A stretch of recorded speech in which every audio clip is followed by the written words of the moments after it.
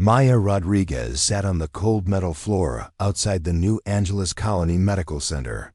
Her small hands carefully arranged her drawings on an old blue blanket. Each picture showed animals she had never seen in real life. Tigers with bright orange fur and black stripes. Elephants with long trunks and wise eyes. Whales swimming through deep blue oceans. The 12-year-old girl had been coming to this spot every day for 3 weeks. People walked past her on their way to work or to see the doctors inside the big white building. Some stopped to look at her art. Most just kept walking. Maya's mother, Carmen, worked fixing pipes and air systems all over the colony. She left for work before the sun came up and came home after it went down. Even working so many hours, there was never enough money. Not enough for good food. Not enough for new clothes. And definitely not enough for the medicine Maya needed. The cancer was growing inside Maya's head. The doctor said it was small now, but it would get bigger. They had medicine that could stop it. Special tiny robots that would go into her blood and fight the bad cells. But the medicine cost more money than most families on Europa Station made in a whole year. Dr. Alex Chin walked out of the medical center. He saw Maya sitting there with her pictures. This was not the first time he had noticed her. Every day when he came to work, she was there. Every day when he went home, she was still there. The doctor stopped and looked at her drawings. Maya had drawn a forest with tall green trees. Birds flew between the branches. A deer drank water from a stream. The picture was so real it looked like a photograph. "These are very good," Dr. Chun said. He knelt down next to Maya's blanket. "Where did you learn to draw like this?" Maya looked up at him. Her dark eyes were tired, but they lit up when someone talked about her art. "I watch old videos from Earth," she said.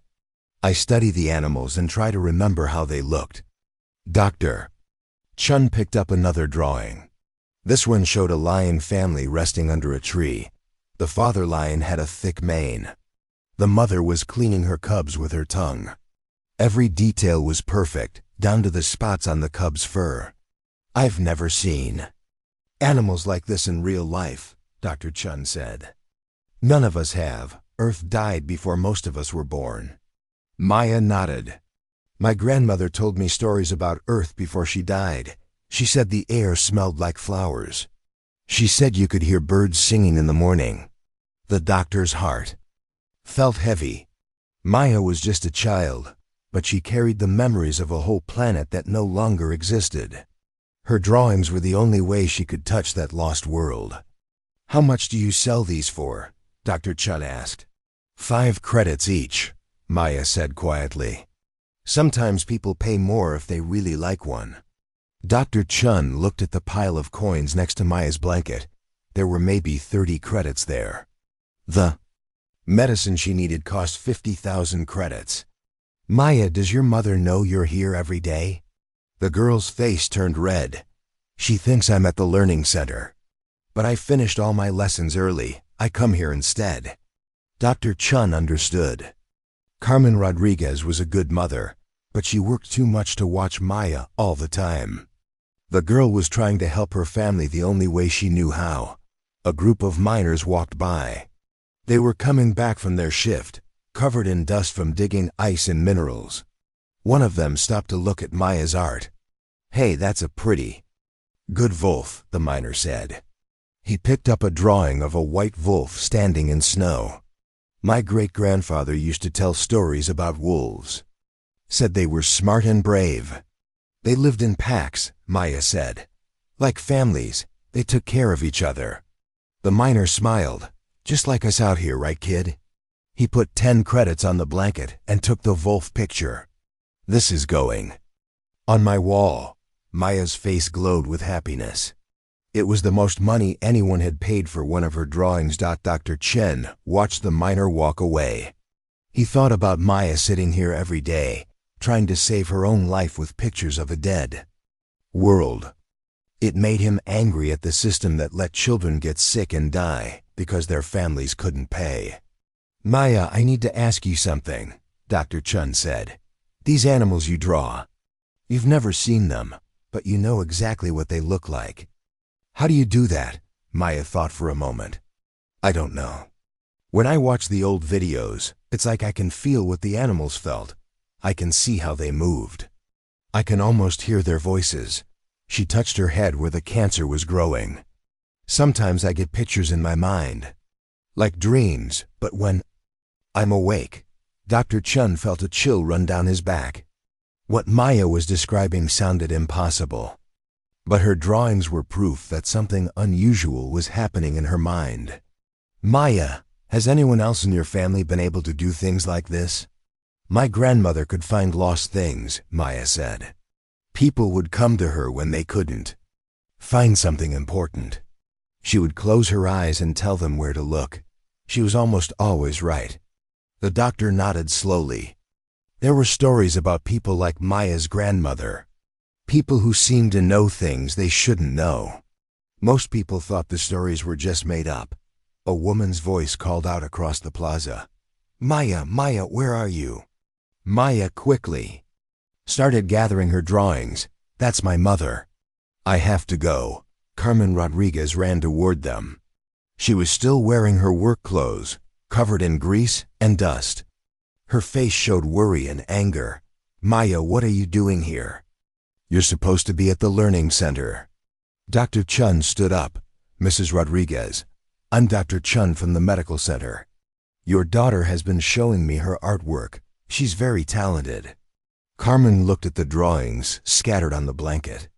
She saw the small pile of credits. Her anger melted away and was replaced by sadness. Maya, you can't fix this by selling pictures, Carmen said softly.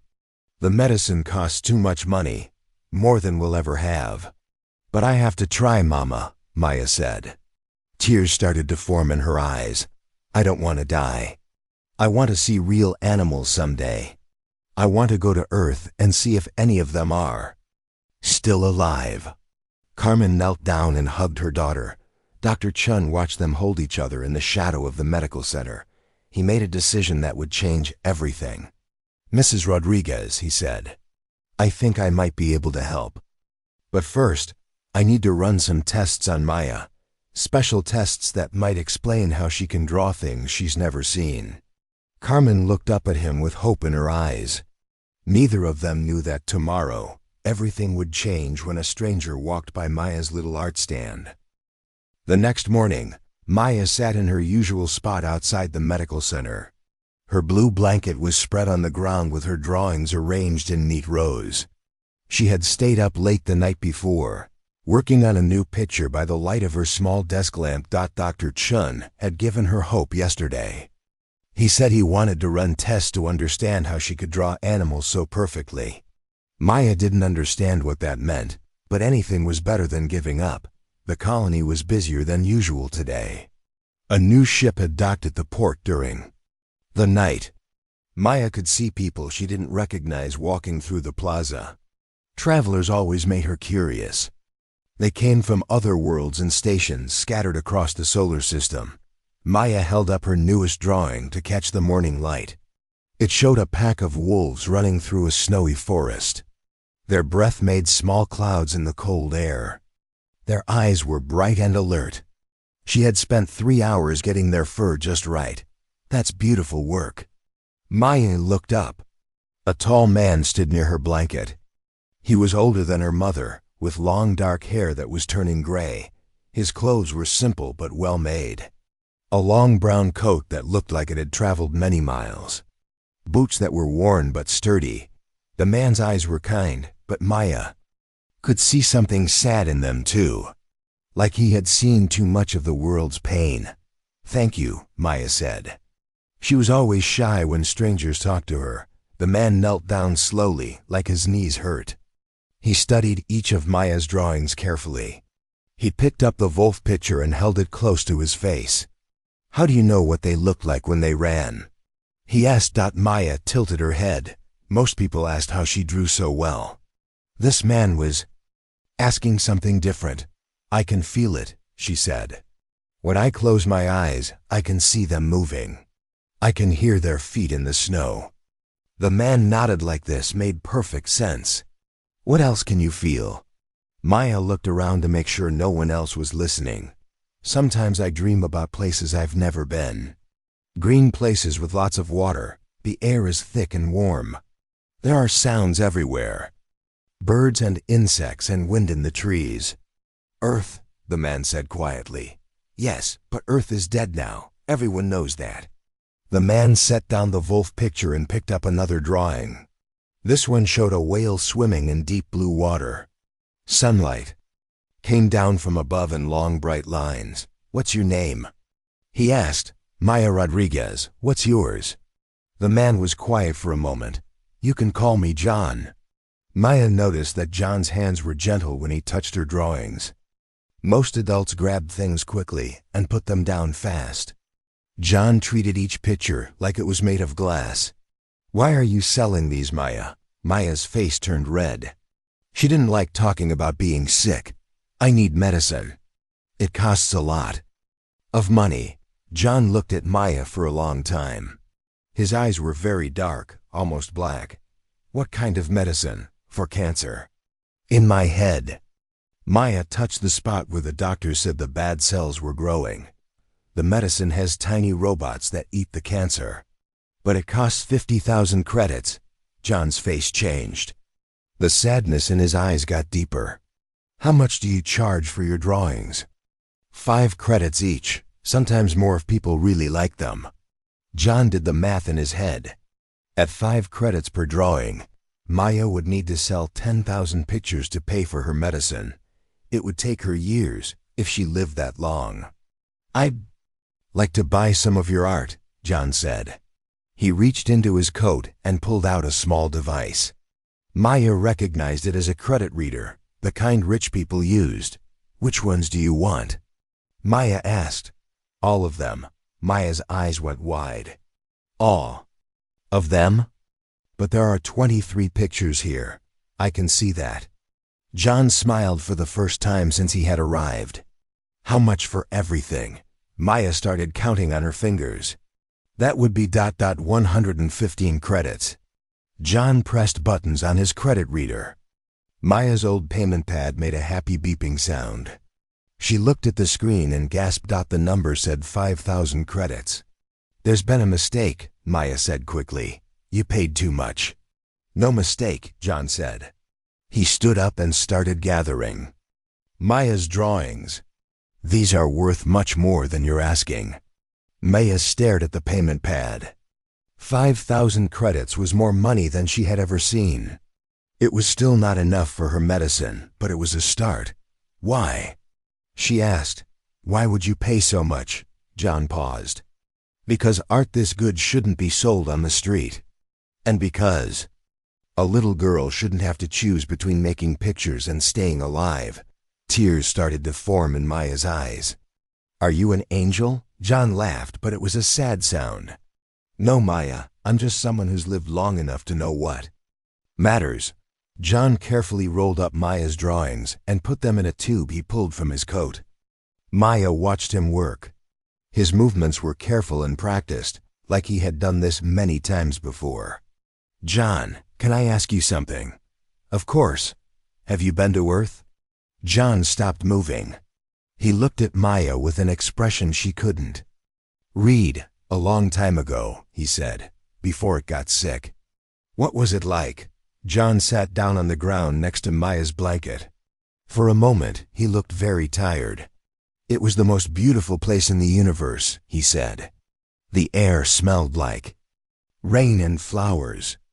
You could hear birds singing from the time the sun came up until it went down. The forests were so thick you could walk for days and never see the sky. Do you miss it? Every day. Maya wiped her eyes with her sleeve. I dream about it sometimes. But I've never been there. Maybe you have, John said quietly, in ways that matter more than just visiting. Maya didn't understand what he meant, but something about the way he said it made her feel warm inside. John, are you staying on the station long? For a while. I have some business here. He stood up and brushed dust off his coat. Maya, I'd like to meet your mother. Would that be okay? Maya nodded. She gets home from work at 6. We live in Building 12, Apartment 47. I'll be there. John started to walk away, then turned back. Maya, don't sell any more drawings for now, promise me. But I need the money for medicine. Trust me. We're going to figure something else out. Maya watched John walk across the plaza toward the docking bay. Something about him was different from other adults. He listened to her like what she said actually mattered. And he looked at her drawings like they were real windows into another world. Maya packed up her blanket and payment pad. 5,000 credits felt like a fortune, but she knew it was still not enough. As she walked home, she wondered who John really was and why he cared so much about a sick girl's drawings. She had no idea that her life was about to change in ways she could never imagine. Carmen Rodriguez was tired when she came home from work. Her hands were dirty from fixing broken water pipes all day. She wanted nothing more than to eat dinner and rest. But Maya was waiting for her at the door with excitement in her eyes. "Mama, something amazing happened today," Maya said. She held up her payment pad. "Look how much money I made." Carmen looked at the screen and nearly dropped her work bag. 5,000 credits? Maya, that's impossible. Did someone make a mistake? A man named John bought all my drawings. He paid much more than I asked for. Carmen felt worried instead of happy. In the colonies, when something seemed too good to be true, it usually was. People didn't just give away large amounts of money to children. "Where is this man now?" Carmen asked. "He's coming here at 6 to meet you. He seemed very nice." "Mama, and he knew about Earth. He said he lived there before it got sick." Carmen looked at the clock on the wall. It was 5 minutes before 6. She quickly washed her hands and changed into clean clothes. If this John person was real, she wanted to look respectable when she met him. A soft knock came at their apartment door exactly at 6 o'clock. Carmen opened it and saw a tall man in a brown coat. His face was kind but serious. Maya ran to stand next to him. "Mrs. Rodriguez, I'm John. Thank you for letting me visit your home." Carmen invited him inside their small apartment. It had 2 rooms, a tiny kitchen, and a window that looked out at the colony's main plaza. The furniture was old but clean. Maya's drawings covered one whole wall. John looked around the apartment. His eyes stopped on Maya's artwork. There were dozens of pictures she had not finished. Animals and forests and oceans, all drawn by a girl who had never left this metal space station. "Please sit down," Carmen said. She made tea with their last good leaves. "Maya tells me you bought her drawings." "I did. They're remarkable." John sat on their old couch carefully. "Mrs. Rodriguez, I need to ask you something important. Has Maya always been able to draw like this?" Carmen sat across from him, since she was very small. "At first I thought she was just copying pictures from books. But then I realized she was drawing things that weren't in any of our books." John nodded. "What about other abilities? Can she sense things? Know things she shouldn't know?" Carmen looked at Maya, who was listening quietly. "Sometimes she knows when I'm having a bad day before I even come home. She can find lost things. Last month, Mrs. Kim from next door lost her wedding ring." Maya closed her eyes for a minute, then walked straight to where it had fallen behind a machine in the laundry room. "Like your grandmother," Maya added. John's eyes sharpened. "Tell me about your grandmother."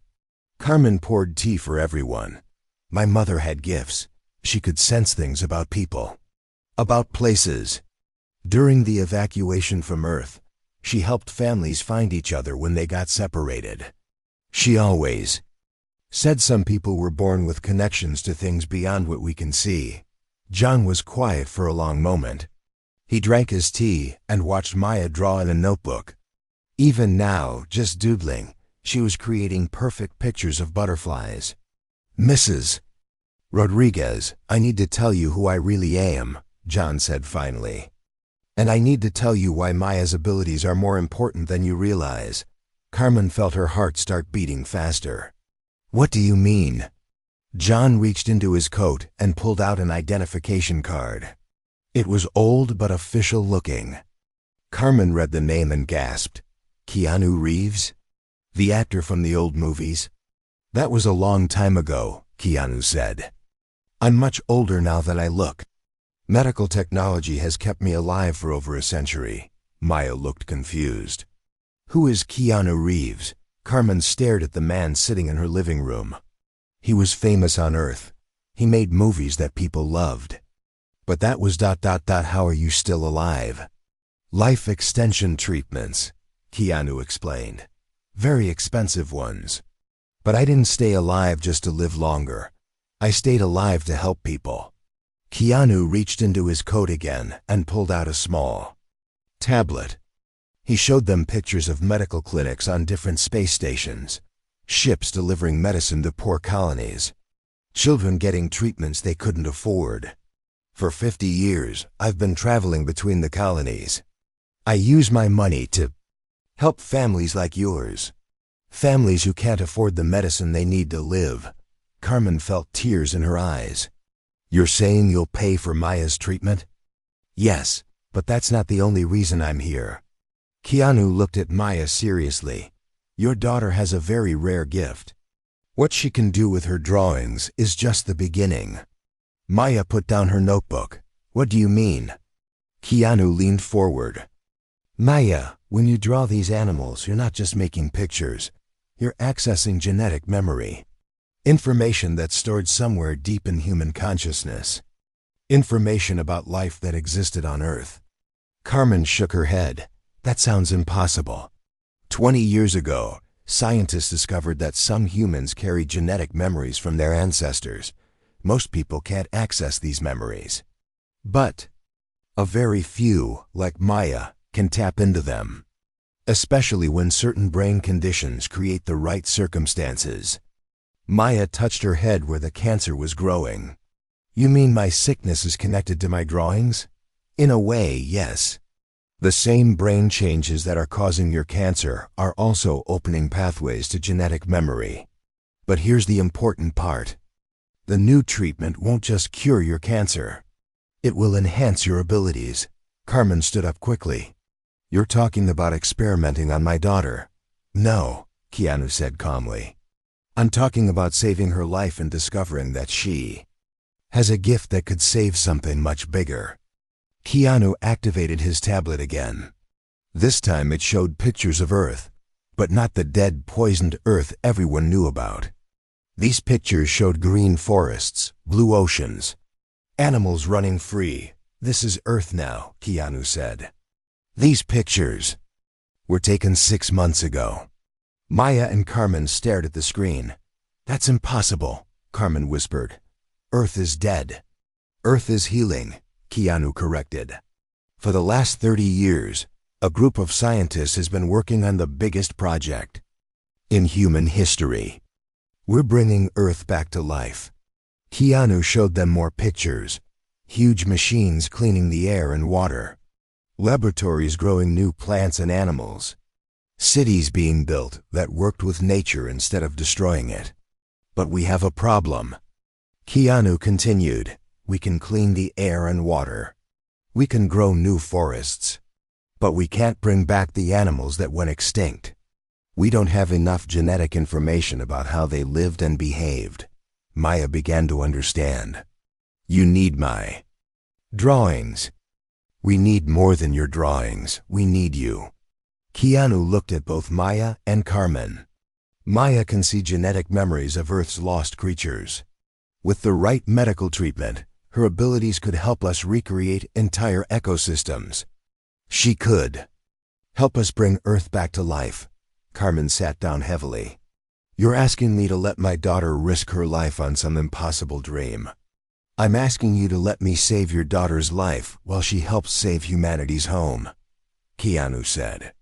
But the choice is yours. I'll pay for Maya's treatment either way. You don't owe me anything. Maya looked at her mother, then at Keanu. If I help you, could I see Earth?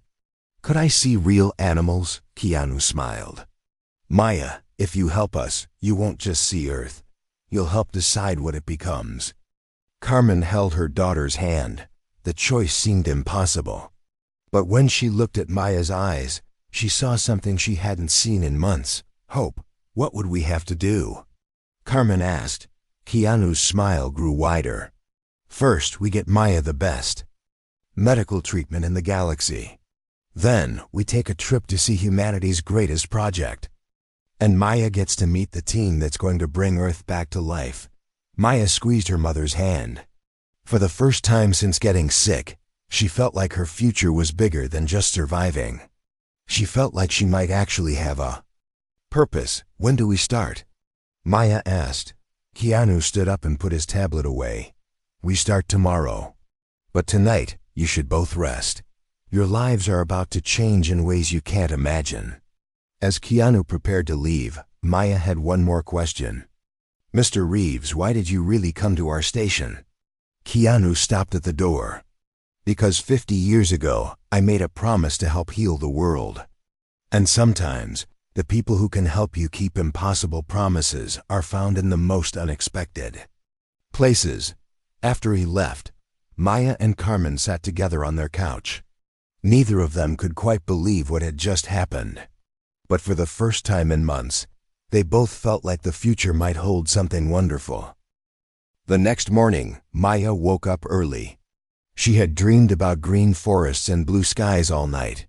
When she opened her eyes, she wondered if yesterday had been a dream too. But then she saw the 5,000 credits still showing on her payment. Carmen was already awake, making breakfast. She looked tired, like she hadn't slept much. Are you okay, Mama? Maya asked. I keep thinking about what Mr. Reeves told us. It sounds too good to be true. A knock came at their door.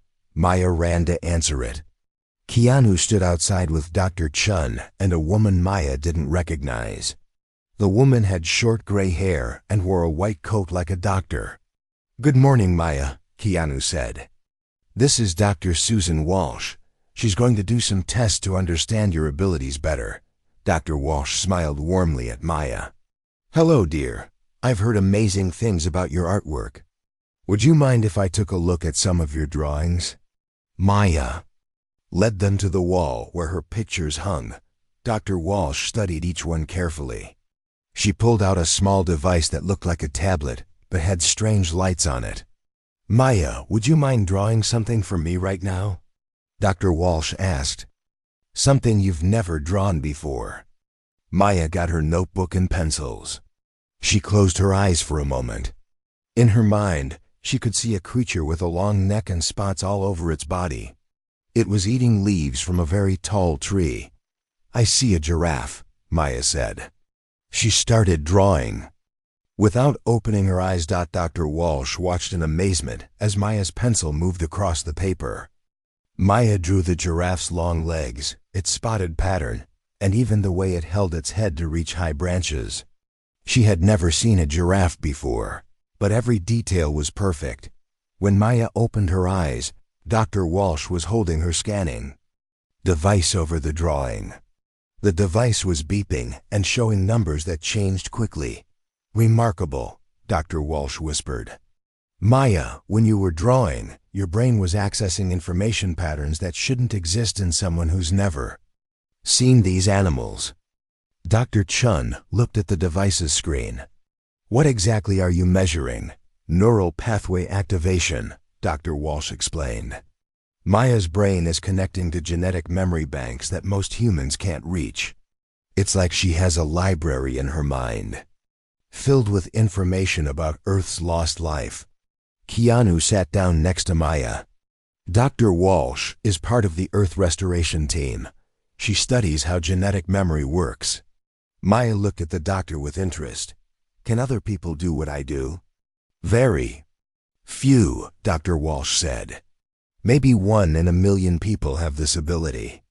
And most of them never discover it because they don't have the right brain conditions to unlock it. Carmen crossed her arms. You mean most people with this gift have brain problems like Maya's cancer? Dr. Walsh nodded sadly. Often, yes. The Same neural changes that cause certain brain tumors also open pathways to genetic memory. It's very rare and very dangerous. But Maya's treatment will be different, Keanu added quickly. The nanotherapy won't just remove her cancer. It will stabilize the neural pathways that give her these abilities. Dr. Walsh activated a holographic display from her tablet. It showed a three-dimensional image of a brain with lights moving through it like tiny rivers.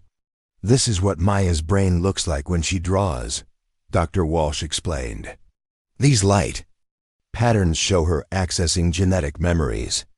After treatment, these pathways will be safe and permanent. Maya stared at the brain image. That's inside my head? Yes, dear, you have a very special mind, Dr. Walsh smiled. Maya, would you like to see what we're working on? The project Mr. Reeves told you about. Maya nodded eagerly. Dr. Walsh changed the holographic display. Now it showed Earth, but not the dead planet Maya had seen in history books. This Earth was alive with green continents and blue oceans. This is Earth 6 months ago, Dr. Walsh said. We've been working for 30 years to heal the damage. The air is clean now. The water is pure. Plants are growing again. The display zoomed in to show forests with tall trees. Rivers running clear and clean. Mountains covered with grass and flowers. It's beautiful, Maya breathed.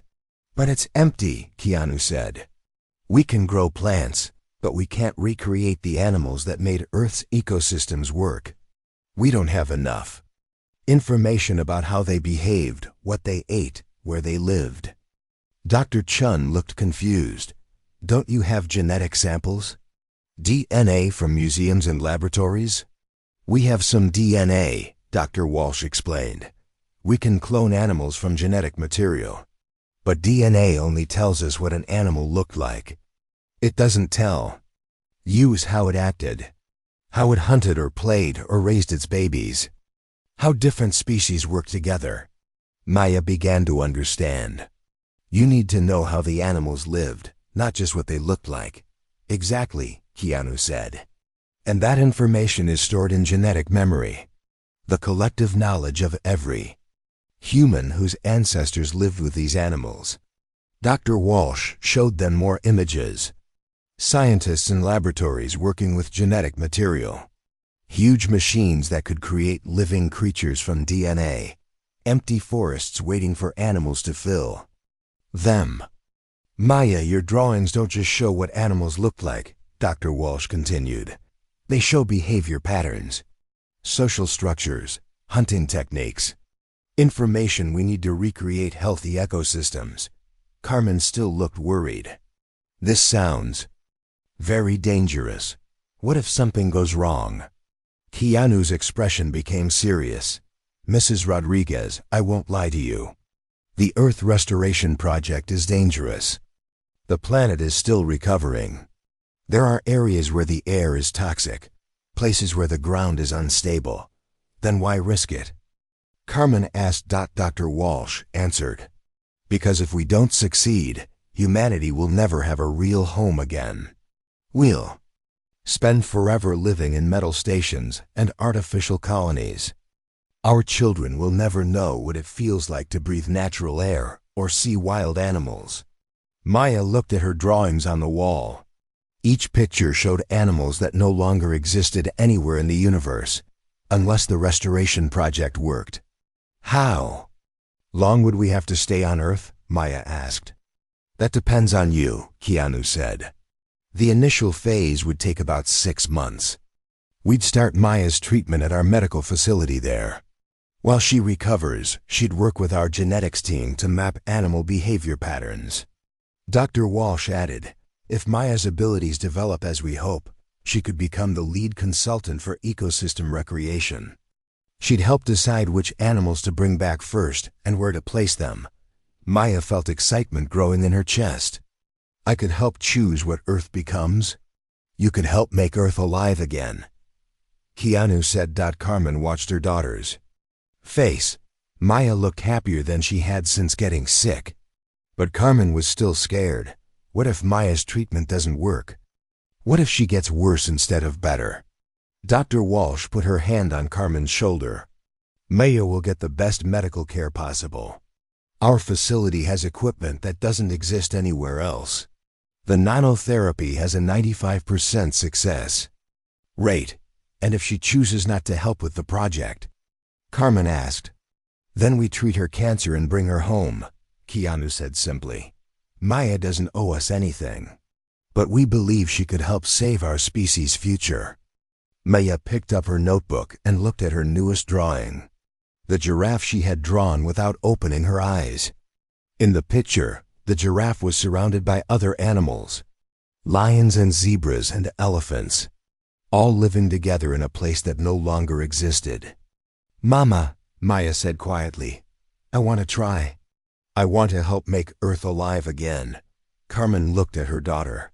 Maya was 12 years old, but her eyes held an old soul's wisdom. Maybe this was why Maya had been born with such unusual gifts. If we do this, Carmen said to Keanu, I go with her. Maya doesn't go anywhere without me.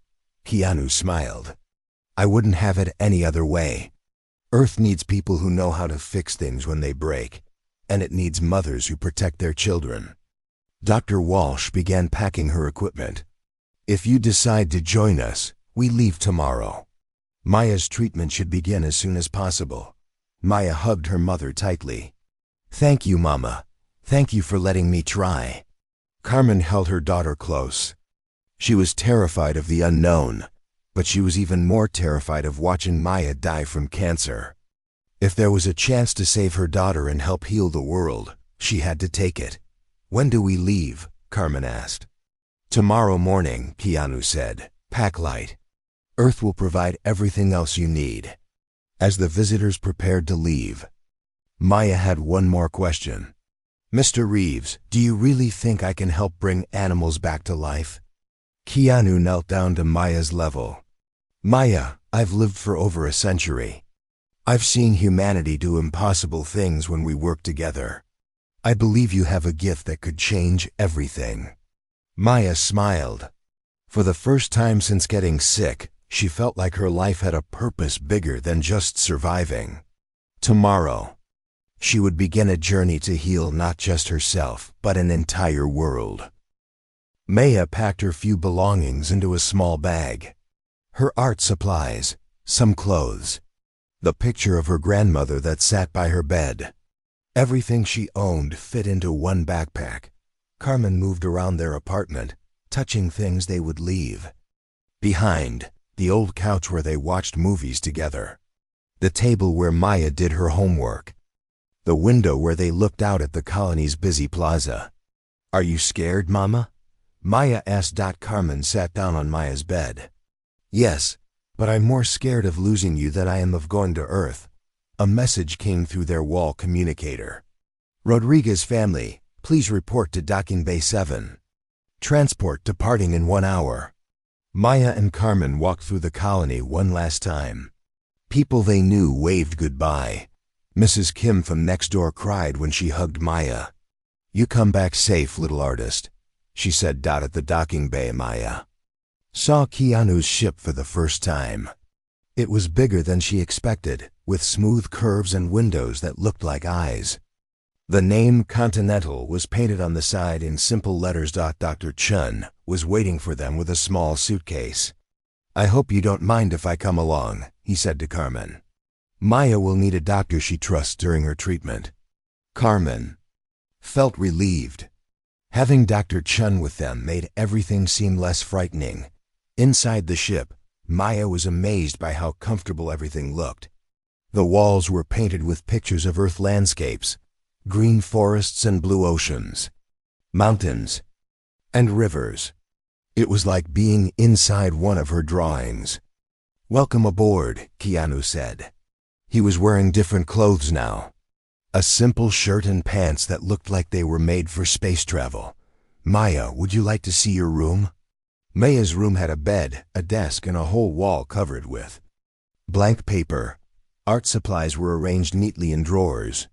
You can draw as much as you want during the trip, Keanu explained. The ship lifted off smoothly.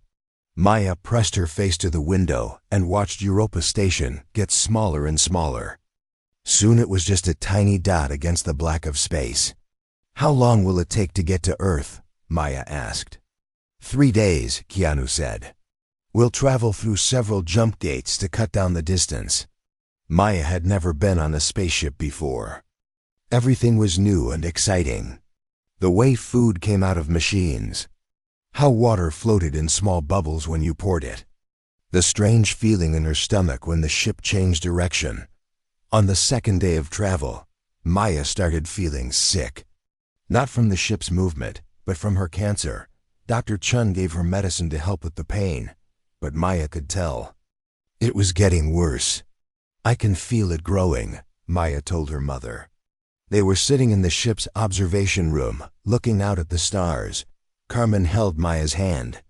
"Dr. Walsh says the treatment on Earth will stop it. You just have to hold on a little longer." Maya closed her eyes and tried to draw pictures in her mind. Sometimes this helped distract her from the pain. She saw a forest with animals she had never drawn before. Bears with thick brown fur, birds with bright red wings, fish jumping out of a crystal-clear lake. "Mama, what if I can't do what they want me to do? What if my gift isn't strong enough?" To help, Carmen brushed Maya's hair away from her face. "Then you'll still be my brave daughter who tried to help heal the world. That's enough for me." Dr. Walsh came to check on Maya every few hours. She used her scanning device to monitor Maya's brain activity. "Your neural pathways are becoming more active as we get closer to Earth," she told Maya. "It's like your mind knows it's going home." On the third day, Keanu called everyone to the bridge. "We're approaching Earth now," he said. "Maya, you should see this." Maya looked out the main window and gasped. Earth hung in space like a giant blue and green marble. White clouds swirled around it in beautiful patterns. It looked nothing like the dead, gray planet she had seen in old pictures. "It's so beautiful," Maya whispered. "Wait until you see it." "Up close," Keanu said. As they got closer, Maya could see continents covered with green forests, oceans that sparkled blue and clean, cities that looked like they were built into the landscape instead of on top of it. "Where are all the people?" Maya asked. "Most humans still live in the colonies," Dr. Walsh explained. "Only about 50,000. People work on Earth right now. Scientists, engineers, and support staff for the restoration project." The ship landed at a facility built into the side of a mountain. Through the windows, Maya could see real trees growing right outside. The air looked so thick and rich compared to the thin, recycled air of the space stations. Administrator Lisa Wright met them at the landing pad. She was a woman with short brown hair and a serious expression. She wore a uniform with patches showing. She was in charge of the restoration facility. "Welcome to Earth," Lisa said, but she didn't sound very welcoming. "Mr. Reeves, we need to talk privately about bringing civilians to an active restoration site." Keanu's face became stern. "Maya is not a tourist, Administrator Wright. She's here as a consultant for the genetics program." "She's a sick child," Lisa replied. "This facility is not a hospital. We have important work to do." Maya felt embarrassed and small. She stepped closer to her mother. Dr. Walsh spoke up.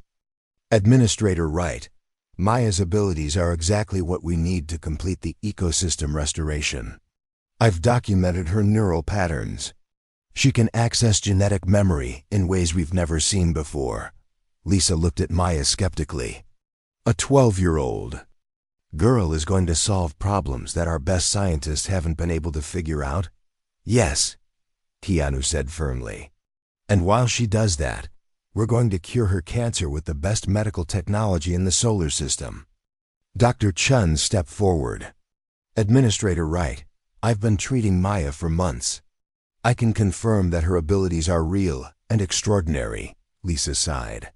"Fine, but she follows all safety protocols. No wandering around alone. No contact with experimental animals until she's medically cleared." And if her condition gets worse, she goes back to the colonies immediately. Maya felt a mix of excitement and fear. This woman didn't want her here. What if she was right? What if Maya was just a sick girl who couldn't really help? Keanu knelt down next to Maya.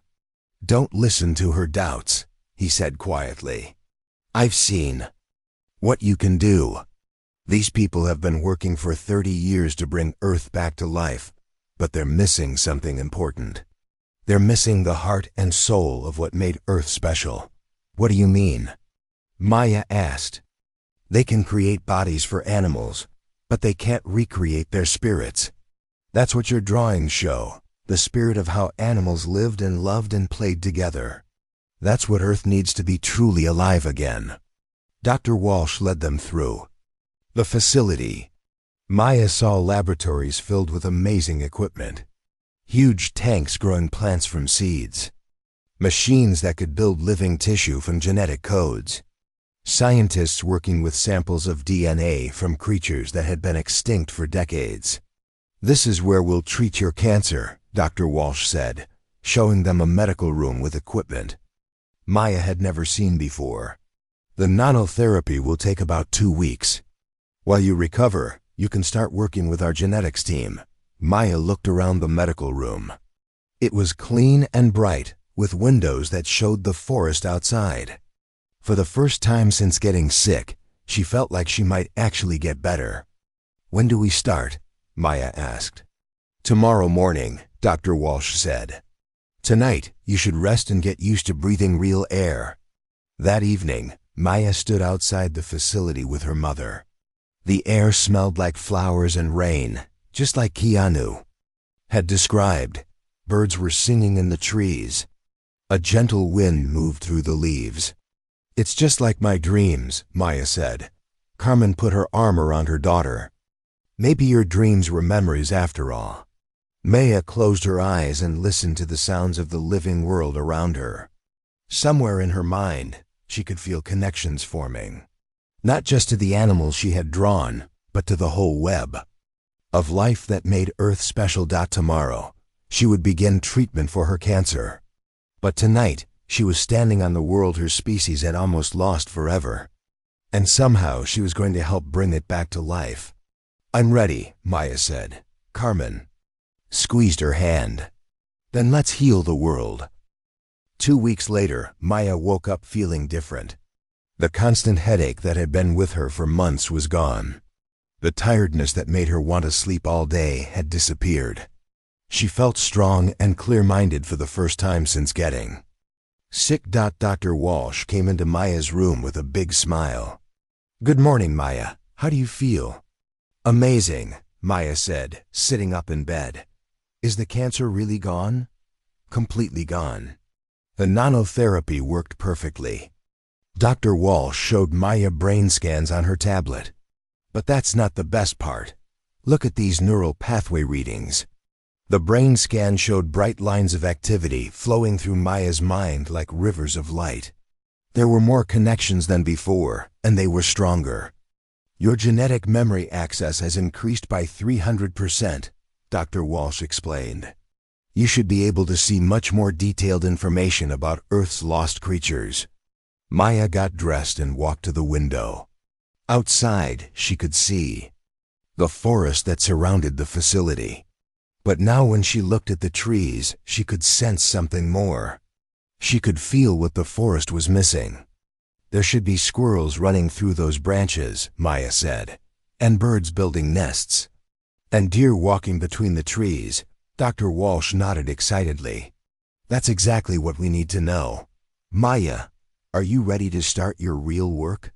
"Maya." And Dr. Walsh walked to a special laboratory Maya had never seen before. Inside were huge tanks filled with clear liquid. Floating in the tanks were tiny animals that looked like they were sleeping. "These are cloned embryos," Dr. Walsh explained. "We've created them from DNA samples, but we don't know how to make them behave like real animals. They need to learn how to hunt, how to play, how to live with other animals." Maya walked up to one of the tanks. Inside was a baby wolf, no bigger than her hand. As Maya got closer, The tiny wolf's eyes opened and looked at her. "It knows I'm here," Maya whispered. "Maya, I want you to try something," Dr. Walsh said. "Put your hand on the tank and close your eyes. Try to share what you know about wolves with this little one." Maya pressed her palm against the warm glass. She closed her eyes and thought about the wolf pack she had drawn so many times. She could see them running through snow, hunting together, taking care of their babies. She could feel their loyalty to each other and their love for their family. Baby wolf in the tank moved closer to Maya's hand. Its tiny tail wagged, and it made soft sounds like it was trying to communicate. Dr. Walsh watched her scanner in amazement. "Maya, you're creating neural connections with the embryo. It's learning from your genetic memories." Over the next few months, Maya worked with scientists from all over the solar system. She helped them understand how animals should behave. How wolf packs worked together. How elephants took care of their babies. How whales sang to each other across the oceans. Carmen got a job helping to build new habitats for the animals. She used her engineering skills to create water systems and shelters that would help the creatures thrive. Every day, she could see Maya getting stronger and happier. Dr. Chin established a medical clinic at the facility. He treated the scientists and workers who got sick or injured. But mostly, he watched Maya with wonder as she helped bring Earth's lost creatures back to life. Administrator Lisa Wright had changed her mind about Maya. "I was wrong to doubt you," she told Maya one day. "What you're doing is changing everything. We thought we knew about extinction recovery." 6 months after arriving on Earth, Maya stood in a large enclosure with Keanu and her mother. Inside the enclosure, a pack of 5 wolves was playing together. They had been grown from the embryos Maya had worked with, and they acted just like wild wolves from the old videos. "They're perfect," Maya said, watching the wolves chase each other through the grass. "Because you taught them how to be wolves," Keanu replied. "Their DNA gave them bodies, but you gave them souls." Maya had helped create families of many different animals. Elephants that trumpeted with joy. Lions that purred like giant house cats. Whales that sang beautiful songs in the restored oceans. Bears that fished in clean rivers. Birds that filled the sky with color and music. But Maya's biggest project was still ahead of her. The scientists wanted to create a complete ecosystem where all the animals could live together safely. This meant understanding how hundreds of different species interacted with each other. "It's like a giant puzzle," Maya explained to her mother. "Every animal has to fit in the right place or the whole thing won't work." Maya spent days in a special room with holographic displays that showed different animal combinations. She could see how predators and prey balanced each other, how plant eaters helped forests grow, how scavengers kept the environment clean. Her enhanced abilities, Maya designed the first complete ecosystem that Earth had seen in over 50 years. It included everything from tiny insects to massive elephants, all working together like parts of a living machine. The day they released the animals into their new home was the happiest day of Maya's life. She stood on a hill overlooking a vast valley filled with forests, grasslands, and rivers. Below her, hundreds of animals were experiencing freedom for the first time. Elephants splashed in the rivers. Lions rested in the shade of trees. Deer grazed peacefully in the meadows.